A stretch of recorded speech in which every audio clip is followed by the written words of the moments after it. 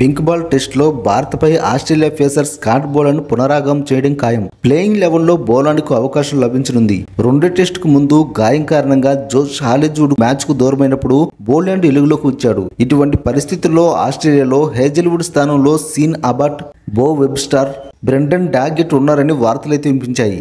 Hazlewood Australia face attack లో ముఖ్యమైన సభ్యుడిగా ఉన్నాడు. ఇటువంటి పరిస్థితుల్లో బోలాండ్ అతని స్థానంలో ఉంటే అతను బలమైన ప్రత్యామ్నాయం అవుతాడు.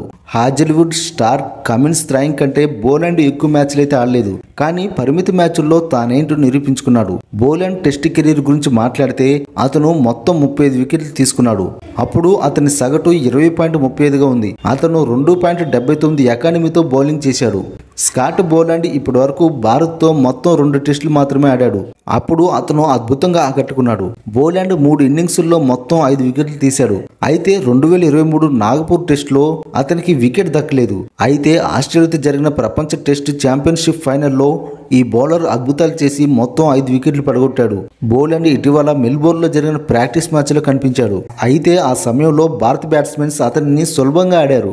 డే నైట్ టెస్ట్ గురించి మాట్లాడితే బోలాండ్ అద్భుతంగా ఆడాడు. ఈ బౌలర్ గులాబీ బంత్తో మరింత ప్రమాదకరంగా కనిపిస్తున్నాడు. వెస్టిండీస్ ఇంగ్లాండ్ పై ఈ ఆటగాడు మొత్తం 7 వికెట్లు తీశాడు. అప్పుడు అతని సగటు 13.71గా ఉంది. ఈ పరిస్థితుల్లో పింక్ బాల్ టెస్ట్ లో టీమిండియా ఆస్ట్రేలియాను తేలిగ్గా తీసుకోలేదని తెలుస్తుంది. ఎందుకంటే ఈ బంతి చాలా స్వింగ్ అవుతుంది. ఈ బంతితో భారతీయ ఆటగాళ్ల ప్రదర్శన అంత బాగోలేదు.